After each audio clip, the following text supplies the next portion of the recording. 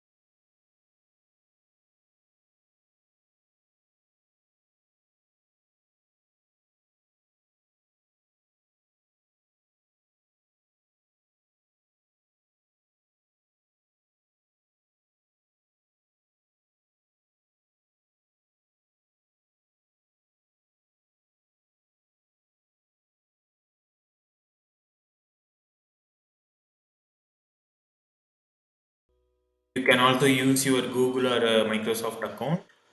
My mail ID is 20.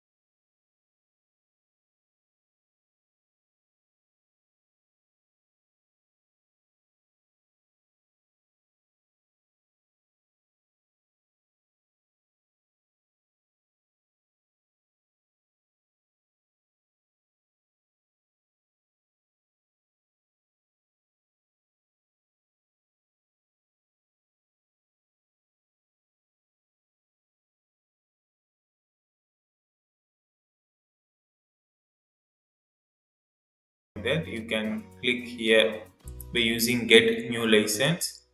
Your new license and activation code will be displayed in activation of.